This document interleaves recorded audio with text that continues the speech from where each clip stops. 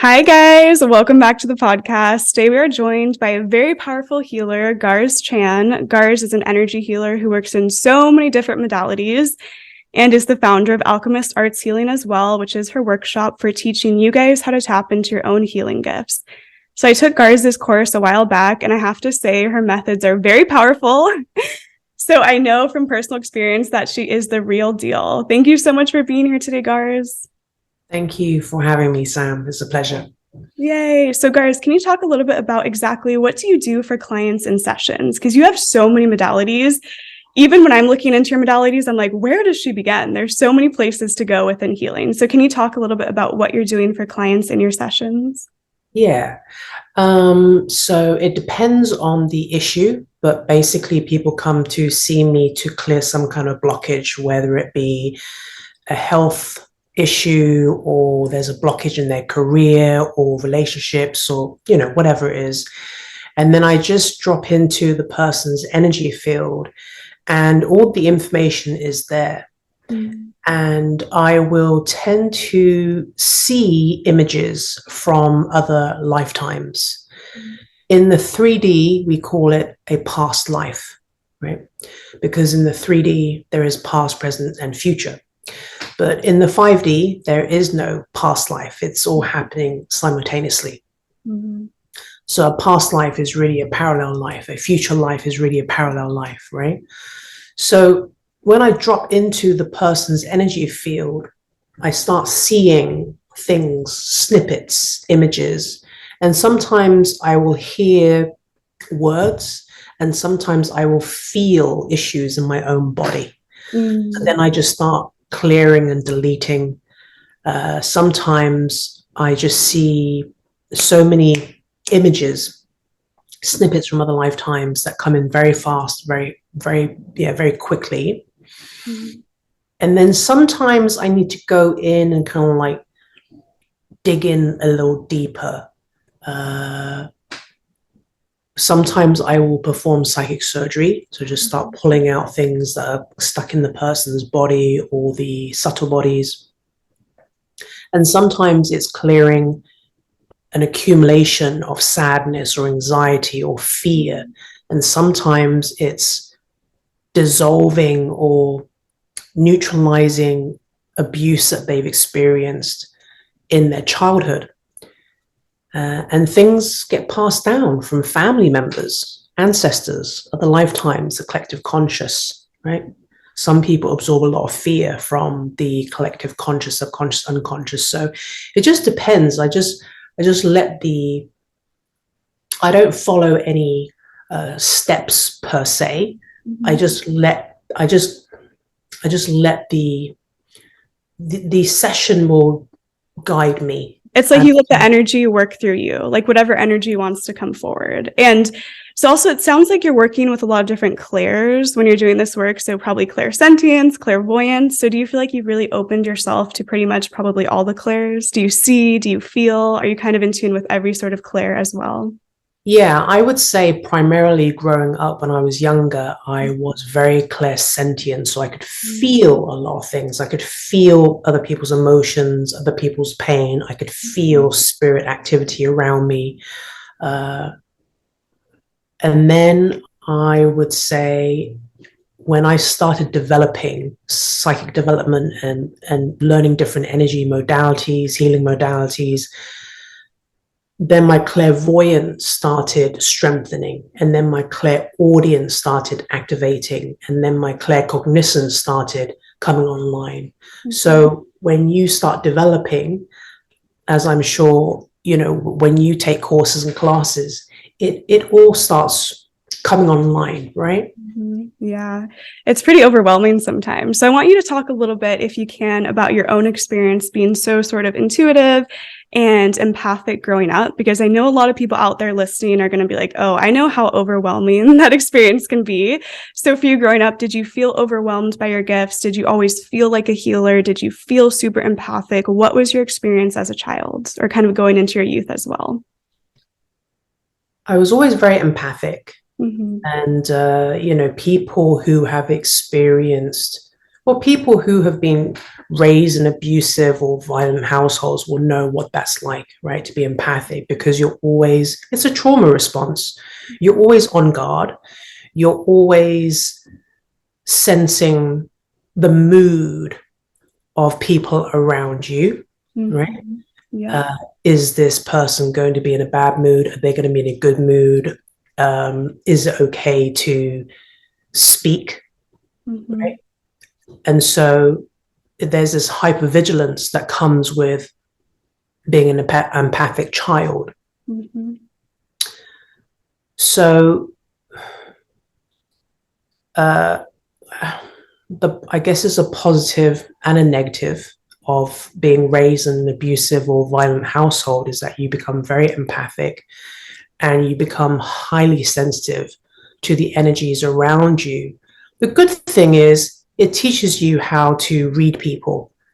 People don't have to speak. They don't have to say anything because you can read beyond the surface. You can read beyond the language, right?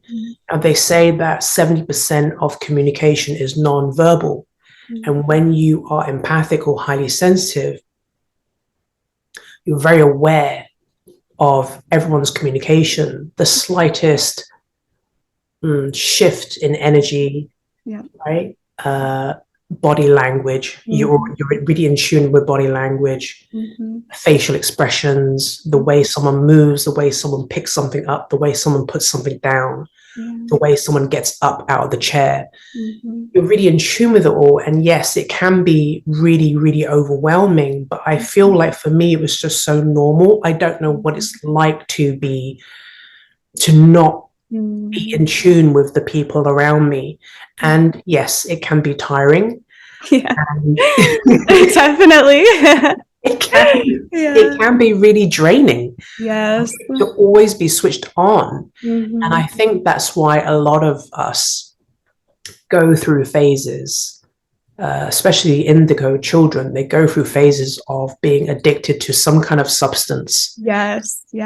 Right? Yes. So I went through a period, just like a typical teenager, I went through a period of, smoking cigarettes and smoking weed and going out raving and taking ecstasy and same, taking a bit of speed, doing LSD and like all these things, because partly that's just a teenage experience and partly because it's so tiring to be switched on all the time. And what I didn't learn as a teenager is people who are highly sensitive and highly empathic, they experience really high levels of anxiety. Yes. Right? And so I was constantly anxious. But I grew up, I'm a Generation X. Generation X, right? So I grew up in the 70s and 80s, and it was a big thing to be tough. Don't show any weakness, don't cry, be tough. We weren't transparent. We hid a lot of shame. We hid a lot of abuse.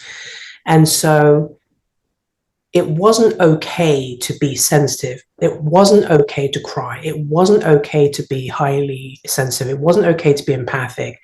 So I kind of like hid what I truly felt, we all did. We all concealed how we truly felt as a coping mechanism, because it was all about being tough and being strong and being, powering through everything. But it takes its toll. A lot of us became addicted to all kinds of substances because it was the only way you could really switch off. And I went through a period of smoking a lot of marijuana because I found it was the only way for me to not have anxiety, because no one taught us how to deal with our emotions, because we weren't even allowed to feel emotions. Yeah. And I feel like what that did was created a society now where our nervous systems are so dysregulated. Right. And so what I'd love for you to speak on a little bit is like, how can people get back into that state where they're not just on this constant like flight or fight with their anxiety and their feelings? It's so prominent in our society now. Yeah, it is. Most people have a very dysregulated nervous system, and they don't realize that they're constantly in a state of fight or flight, right? Yeah. The things that I do that really help me is spend time in nature. Spending time in nature, for some people it's forests, for some people it's open fields, for some people it's oceans, for some people it's mountains, but you have to spend time in nature. That will regulate your entire being, right? The other thing is that I do is I tend to meditate. You don't have to meditate. Some people find it very frustrating meditating. Some people, they get really triggered by meditating, but there are lots of different types of meditation. Like you can sit there and just observe your thoughts, or you can play binaural beats, or you can listen to a guided meditation. Washing the dishes can be a meditation. You can go for a walk, and that can be a meditation. You don't have to just sit there and like silence your thoughts. I don't ever sit there and silence my thoughts. But there are lots of different ways of meditating, right? Like writing can be a meditation. Sewing, art, creating artwork, anything can be a meditation, right? The other thing is, I would say, spending time alone. It's very important to spend time alone and recharge and reset and not be distracted by other people. And sometimes that means limiting your time with family and friends and also social media, because there's so much noise in the world. We have access to so much information and so much news, and so many horrible things are happening in the world, and everything is wanting our attention. Everything is competing for our attention. And so I would say, if you don't want to be overwhelmed, just cut out the noise, at least once a week if you can. If you can do more, if you can spend more time alone and removing the distractions, the better. But I think the other thing that we have gotten used to is, everyone has a television in their house now. And everyone they go to work. Most people work in jobs they don't like. And then they finish work, they come home, they make a meal or order a meal or whatever, heat up a food, and then they just sit in front of the TV and they just watch the TV because it's a way to numb us out, right? And then we get sucked into whatever the characters are going through, the drama, that show. It's a distraction. So I would say, limit your time. I don't watch the news at all, but I do get news on my social feed, social media feed, or it comes up in a meme or whatever. But you limit your time, with the news, and limit time with the television. If you, I don't even have a television. I know, same. I can't. Some people have the news on the TV background all the time. It's like, that's not, just constantly pumping, negative energy and information into your space, and your space affects you, right? So, what else? Of course, eating live foods, eating nutritious food. A lot of food is void of nutrition, right? Then doing things that are good for you, doing things that make you feel loved, right? Just think about, what is it that makes me feel loved that other people do for me? Is it, I feel loved when someone cooks me a nice meal. Okay, let me do that for myself. Let me cook myself a really lovely meal. Right? And then just doing things that that make you happy, and stop putting it to the side. Stop, putting it on the back burner. Yeah, it's easy to kind of distract yourself as well, too, from doing the healing work that society needs to do, right? It's like so many of us, and it's very generational, too. I think a lot of the past generations, they didn't heal their own trauma. And so they just passed down trauma to the next generation, the next generation, the next generation. And it's like this cycle that we need to break. And I'd love for you to talk a little bit about how did you kind of awaken to the fact that you probably had your own trauma that needed to be dealt with? Was there sort of something that awakened you to it? Well, having a child will definitely bring it all out. Having a child will definitely open up the can of worms. I would say that I really embarked upon my healing journey when my son was born. When he was he was a year old. Yeah, that's when I started. Did my first energy healing workshop. And that's when I started taking psychic mediumship classes. And that's when I started developing myself spiritually, energetically. I had no intention of becoming a healer, but it really, I would say, actually, I took my very first workshop, like a From Fear to Love workshop, when I was 19 years old, because I really wanted to break the pattern of attracting unhealthy romantic relationships. That's a big one.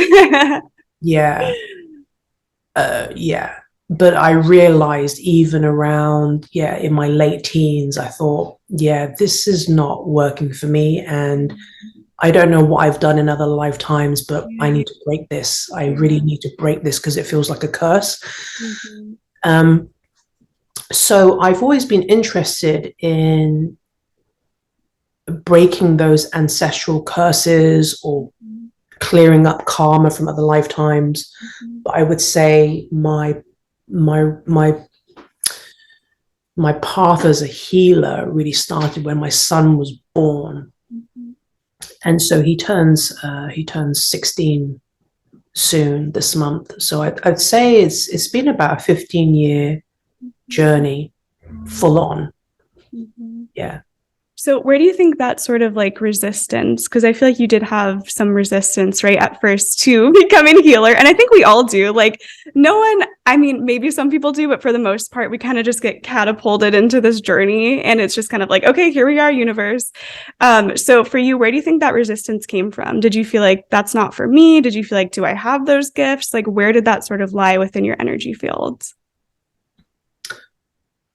Well, I trained as an entertainer, so I trained in acting, dancing, singing. And so initially I came out to LA because I thought I was coming out here to pursue that career, which I did for a little bit. But like I said, my son was born and it just changed my whole world. And so a lot of people started wanting to see me for energy healing. And I just thought, I'm not a healer, I didn't feel like I was a very pure person. I smoked cigarettes for 30 years. I've had a very colorful past. And I guess I had this stereotypical idea or this story in my head that a healer is someone who is vegan and has clothes made out of hemp and they live in ashrams and they're totally. They're just like these holier than thou people. And I just didn't feel like I was pure enough or wholesome enough or clean enough, to be a healer. And then, but the people kept coming. And so I think at one point I just said to the universe, if this is what you want me to do, then, and I don't think this is for me, but if this is what you want me to do, if this is how I'm supposed to serve, then you need to bring me enough clients to fulfill the practice within 2 weeks. Otherwise, I'm not. You weren't playing around. You're like, we only have 2 weeks. Yeah. And no, I was quite mad when I said it. And then within 2 weeks, I had a full-time practice. Oh my goodness. And then for like 2 years, a good 2 years after that, I kept saying, "Are you sure? Really? I think you got the wrong person. I don't think it's me." Hmm. Because, I think we all have this idea, this expectation. I have to be perfect in order Yes. to be successful at doing this thing. Yes. Like, even for, I don't know, let's say a hairdresser, Hmm. they might say, they might have the story. I have to be able to cut everyone's hair absolutely perfectly well and deliver exactly what they want in order for me to cut hair. But we always learn on the job. Mm. And that's what um, a lot of people don't realize, that you learn on the job. It's Yeah. like you can't be a perfect parent before you're a parent. Mm. Although a lot of people think they're perfect parents before they're parents, right? But then you become a parent and you're like, oh shit. It's kind of like you can't intellectualize the experience too much. You have to experience it, right? So you can't just sit and think so much about what's going to happen with this. Sometimes we have to go through the motions of life and learn from those experiential moments as well too. And I love what you said about the purity thing, because I always felt that way too. I was like, I did a lot of crazy stuff in my past. Am I really meant to do this healing work? But I think what it is it really propels you to understand the depth of humanity, because you're like, I've been through this. So if someone comes to you as a client, you can understand where they're coming from because you've most likely been through similar experiences, right? Yeah, yeah. Uh, I think when I first got into the healing arts, I thought it was like, oh, it's all, light worker and, Mm. light warrior and light bearers and light this and like that. And it's like, no, you get into healing. It's a lot of shadow work. It's very turbulent. It's very dark. Mm. And then I realized, oh, I can do this because I've been there, Mm. right? You can relate to a lot of the people's issues because you've been there. So you recognize abuse, you recognize trauma, you recognize a lot of the things that people go through. So you can relate. Yeah. And it's also powerful to know that when you're going through these darker experiences, there's always some light amidst the darkness, right? And I think as a healer, our role is kind of to help people find that light when they're in the depths of their own darkness. And do you feel like through your practice, you've kind of even gained more of an understanding of people and the world around you through working with so many clients, so many different walks of life? Yeah, I would say that because of the work that I do, I am able to connect to lots of different types of people, which I wasn't able to do growing up. I was, it's like it's really opened my, it's changed this paradigm shifting. It's paradigm shifting. And I have all kinds of different types of people seeing me, different races, different cultures. They speak different languages. Some people don't even speak English. Different, religions, different walks of life, and it amazes me that I can connect with them or they can connect with me, right? Because growing up, I was, I there was a lot of people that I didn't feel like I could connect with, and also you just realize that underneath it all, everyone just wants the same things. Everyone wants connection. Everyone wants to be loved. Everyone wants to be seen and heard. Everyone wants to be fulfilling their potential here, and most people are like a walking graphic novel, and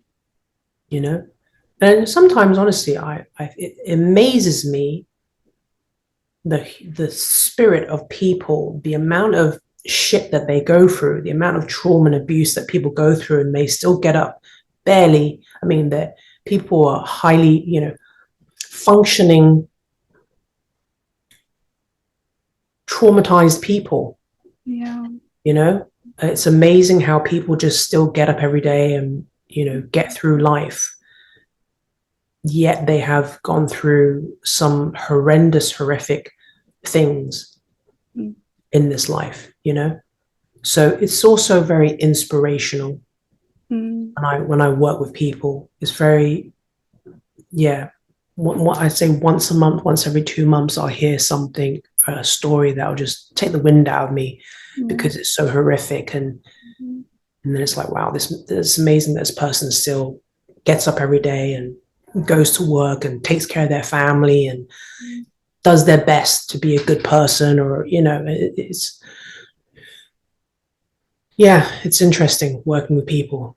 Yeah, you learn so much through others. And so is there sort of a common theme of clients who come to you? Because I know I've seen your reviews, I've seen a lot on your social media. You work with all kinds of crazy stuff, all different types of clients. Is there a theme that comes up time and time again? Like a lot of depression, a lot of anxiety, a lot of trying to find someone's purpose? Like, is there one thematic idea that comes up for you a lot with sessions? Consistently, I would say, well, every month I have a student or a client getting engaged or married. I love that. Weirdly enough, it is something that people request. They want to meet their life partner. So I get a lot of people seeing me for that. Mhm. But then obviously, you know, who hasn't been abused, who hasn't been traumatized? So people see me because they can't let go of the abuse or the trauma, and they keep just replaying that over and over again obsessively. And that, of course, it affects everything in your life, right? It affects your self-esteem, your self-worth, everything. I do have people who see me because there's a blockage in their financial abundance. So they want to get a promotion, or they want to start their own business, or they want to get paid more, or blah, blah, blah, job satisfaction, all that kind of stuff. And there are people who see me because they have anxiety, depression. Mhm. Some people see me because they want to sell their house and they're not selling the house, you know, and then there are health issues as well, which vary. It could be that they get migraines, or it could be they have heart issues, or uh, eczema, or all kinds of health issues. Yeah. And do you feel like all physical ailments and health issues come from a metaphysical place? Because that's always a question I go back and forth with myself. I'm like, whew, I don't know. I will say that from working on people, uh, when I work on someone's physical issue, I am clearing a lot of mental things, emotional things, psychological things, psychic interferences, spiritual issues, things that have unresolved from other lifetimes, childhood traumas, memories. It's very rare that when I work on someone's physical symptom or disease or illness, that it's just a physical issue. Right, right. It's always stemming from something from a slightly spiritual place, right? Which is hard to get into, but I do think that's the truth. And so what's kind of been a time, I'd love to know an experience in your healing journey where you were kind of amazed by the power of healing. Like, have you worked with a client or seen something unfold where you're like, whoa, this is really insane, and just kind of led you to really believe in the power of metaphysical healing? All the time. Yeah. I'd say every week, you know. Mm-hmm. There was a, was it? There was a 9-year-old boy that I worked on. I only worked on him once. So he choked on some chicken and stopped eating. He developed this fear, phobia of eating. Then his parents were just giving him smoothies, and then he wanted to stop drinking smoothies, and then he started having a fear about drinking liquids, and he lost a lot of weight, and he saw different specialists and no one could help him. And then His mum booked a session with me. I worked on him for 30 minutes. That night, he ate a bean burrito, and over 6 months, he started eating again and putting on weight. And it took him about 6 months, but he got back to his regular weight. And that's after one session, right? Just 30 minutes. That's not my doing. It just proves, the power of energy healing, So when I hear things like that, of course it's amazing. And I'm always getting confirmation about how incredible and amazing energy healing is, There was a lady that I worked on. She was having irregular heartbeats and heart murmurs and is it tachycardia or something like that. And I just worked on her once and stabilized her heartbeat. I don't claim to cure anything, right? As a healer, if you're not you're not allowed to diagnose or claim to cure anything or prescribe anything, But yes, every week I would say a client will share results with me or news with me that makes me feel very happy and inspired. And still to this day, even though I've been doing this for like 15 years, it still surprises me. It still surprises me. And it is amazing. Now, can I cure? Like I said, I cannot claim to cure anything, right? Yeah. Can I work on every single person that sees me and get 100% results 100% of the time? No. But I feel like every day I'm able to help someone. Right? Yeah. So. It's also like having that humility too. It's kind of like when you're doing healing work, you have to understand that you're really channeling this energy from source or the divine or however you kind of want to see it. And I think sometimes as well too, people get wrapped up in that spiritual ego. And like, I always think about that as well too. I'm like, when we're doing spiritual work, anything spiritual, we have to really take ourselves out of it a little bit and just be like, okay, this is energy that's working through me as well. Did you ever have an experience in your path where you got a little too into the spiritual ego, or have you always kind of had that natural like humbleness and humility? Humbleness. That's funny. You seem so grounded and humble, and yeah. I don't know if I'm naturally humble. I don't know. I will say that when I first learned energy healing, I was so amazed by the results. I was like, oh my gosh, this is amazing. I can do anything. And I did get a little ahead of myself. I worked on people all the time. I spent 3 days working on people who cycled past my house or at the grocery store or just walking past people. I was on the freeway. I was just like, boom, boom, boom, boom, boom, work on everyone. And then I spent 3 days in bed and I couldn't, so sick. Oh, no. I said to my teacher, that I spent 3 days working on literally everyone without their permission, and then spent 3 days being really sick. I couldn't get out of bed. And he said to me, why would you look into people's trash cans voluntarily? I love that. And at the time I said, well, everyone needs healing. And he said, no, they don't. And I said, well, everyone wants healing. And he said, no, they don't. And he said, stop doing that. So I was like, oh, okay. And so there's this naivety, right? Or naivete that you have, or that I had when I first started energy healing. I thought everyone wants energy healing. Everyone wants to be healed. Everyone needs to be healed. And I learned the hard way, you can feel like there are times when you work on people without their permission, you see the effects, but then you actually see them kick out the healing as well, because they didn't ask for it. They don't want it. They're not ready for it. They didn't give you their permission. So I would say, yeah, I definitely went through a period of, and the other thing is that the ego is a funny thing, right? Because you go, oh my God, I'm a healer now, right? Yeah, yeah, Like I should never be sick.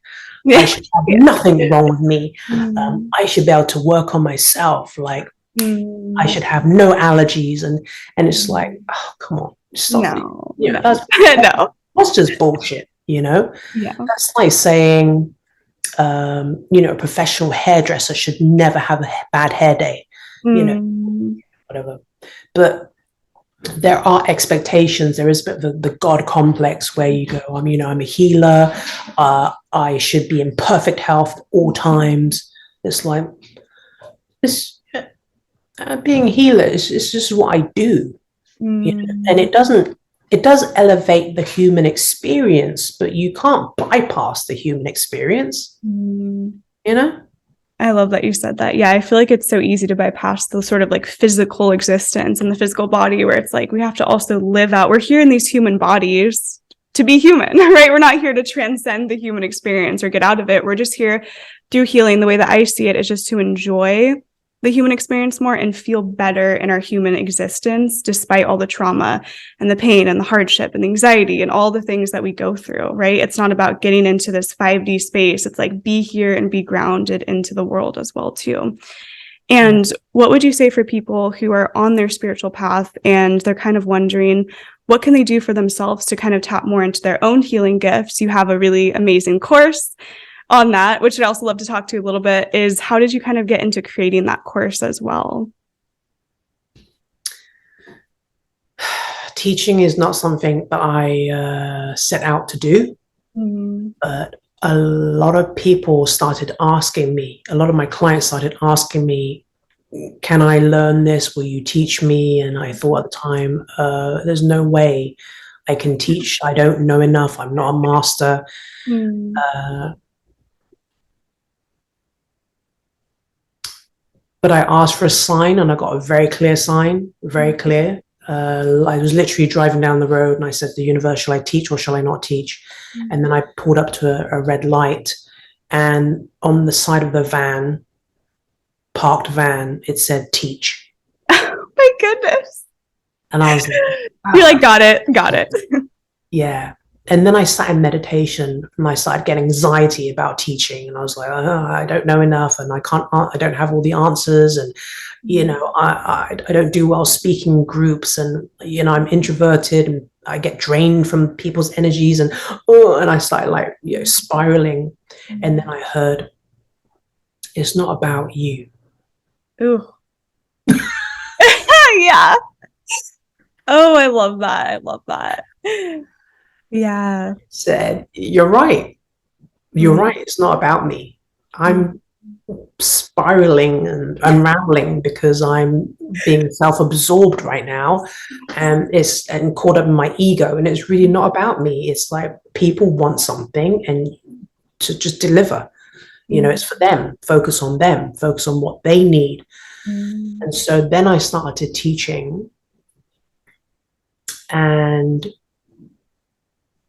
I would say I only teach when people reach out to me and say, when's the next workshop? When's the next workshop? If I have enough people who say that, ask that, then I will teach a workshop. But it's not something I actively, plan. And then I would say the pandemic happened, lockdown happened, and then people were still asking me, when are you going to teach? When? Some students were asking me to teach online, but I consider myself a bit of a tech dinosaur, So I said, I don't know how to teach online. And then my assistant at the time said, I can totally assist you on that. And I know how to work Zoom, and I said, okay. So then I sent out an email to everyone, and I'd say 70% of the people said, I want to do a workshop online. So I was like, okay. So then we started doing the workshop online.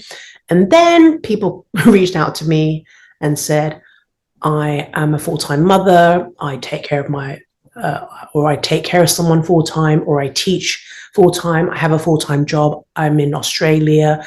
I can't take your workshop. Can you please create something for us? So, okay. So then I created this online workshop that people can take in their own time. But yeah, everything's like, I wouldn't say being demanded, but it's basically a request. The whole teaching journey has been requested until I just supply, you know.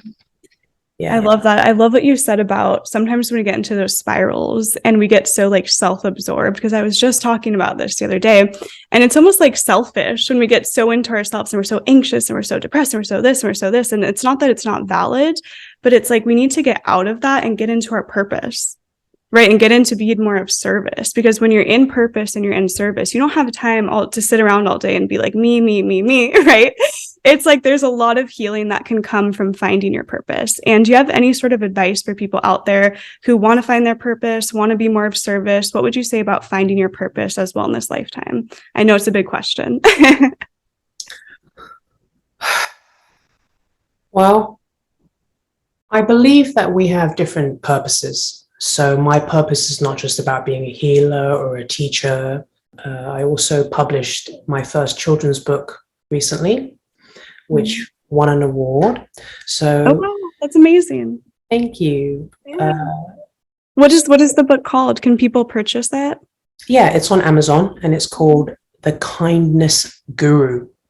Ooh, I love that. But yeah, so my purpose is not just about being a healer, right? So my purpose is being a healer, also teaching, also writing, also I'm a mother, right? And probably other things will reveal itself when the time is right. But I would say some people have a very clear purpose, like, oh, I'm here to save the environment, or some people like, I'm here to take care of dogs or help the dolphins or whatever it is, you know. And some people have a very strong vision in their career. I'm supposed to be an actor, or I'm supposed to be a painter, or I'm supposed to be helping people with their finances. But I've come across people who their purpose actually is just to heal their childhood traumas. And I've come across people where their purpose is just to really fully be themselves in this lifetime. You know, not everyone is supposed to write a book. Not everyone is supposed to be in a movie. You know, not everyone is supposed to be a parent, you know. And some people, that is their purpose, to be the best parent that they can be. A purpose is not necessarily connected to a career. It's not necessarily connected to the way you make money. You know? Yeah. And I would say sometimes you can go looking for a purpose just by pushing yourself outside of your comfort zone, going to different places, meeting new people, doing different things that make you happy. Those doors will open. And some people, the purpose has to be revealed at the right time. I love that. And for some people, the purpose has to come to you, right? You cannot go hunting or digging for it.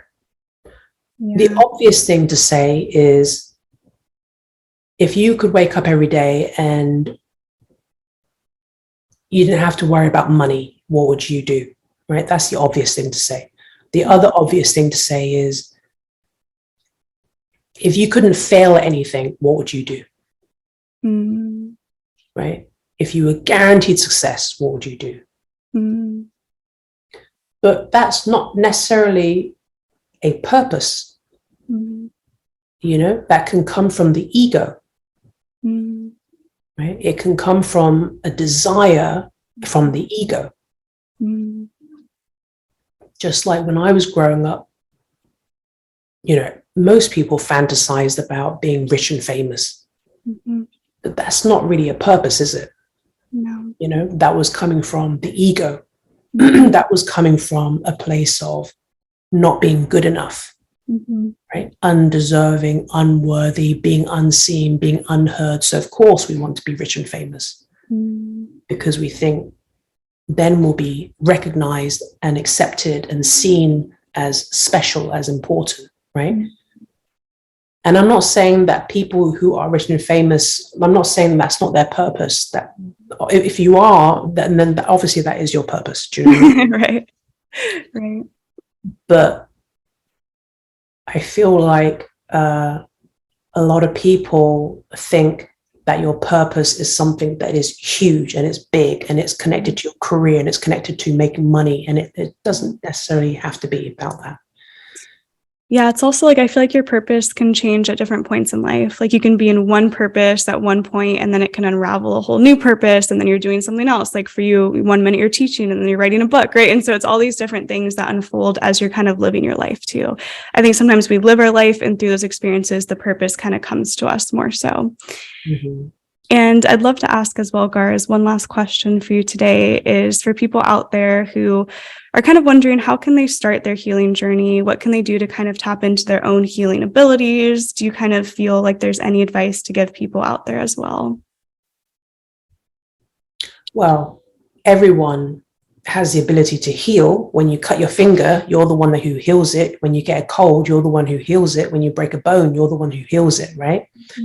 But if you're saying, how can they start a career where they're helping to heal others, right, or helping other people to assisting others in their healing journey, then I would say take classes, take workshops. I have a workshop, and it's a really good one. Thank you. Yeah, take classes, take workshops, see what's around you. Set the intention of finding a good teacher. And I would say try out different modalities because every single modality has its strengths and weaknesses and blind spots.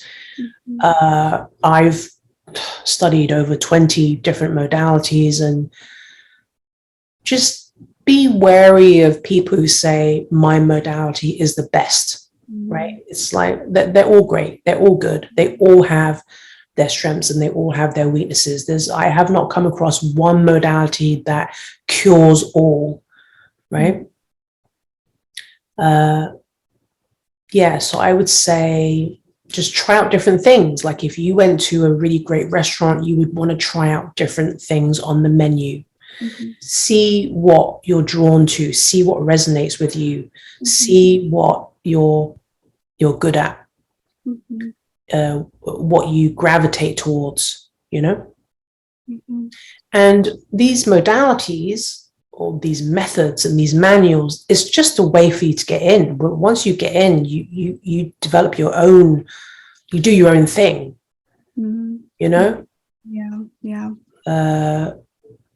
So I would just say, just do different classes, take different workshops, see what's around you, just to build your confidence, really, but everyone has the ability to heal. It's just a matter of, how are you going to do it? Right. Yeah, it's like there's a framework for it and there's all these different paths you can go within it too. And you can also really like come up with your own style of healing or find your own method through it. And I think something powerful too is not looking so much to one person as just a guru or someone who's going to give you all the answers. It's like you really have to go on that path yourself and really unravel it for yourself and experience it yourself and kind of become your own guru in a sense. Everyone has their own answers, right? You have your own answers, I think the modality is just a template. It's like the manual that I provide in my workshop. Learn the manual, learn the rules, but then eventually you're going to do it so much, you're going to throw away the manual. The manual doesn't matter, right? It's like training wheels. You just take the training wheels off the bike and then you just ride the bike. It's the same as any modality. A lot of Some modalities are quite flexible, but some modalities are very rigid. And I'm not really into the modalities that are more rigid. So I will, out of respect for the teacher, out of respect for the teachings, I will learn the modality as instructed. But then when I practice it and practice it and practice it, I just do my own thing. It's like, maybe not a very good example, but everyone learns to drive a certain way, and then everyone passes the test and just drives their own way. Right. Or, everyone wants to follow, you can follow a recipe, right?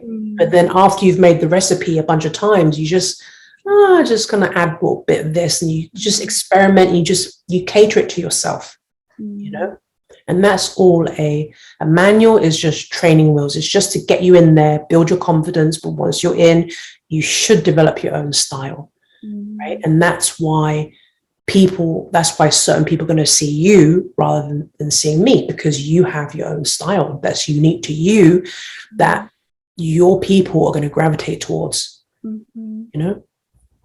Yeah, definitely. And where can people find you for more information on your sessions? What's your website? Can you tell us a little bit more about how to find you and your course as well, too? Yeah. So if you want a private one-on-one session, remote, I don't do in-person sessions, you can book them online at ChineseEnergyHealing.com.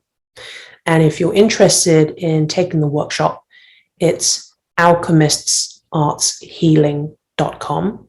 And then I also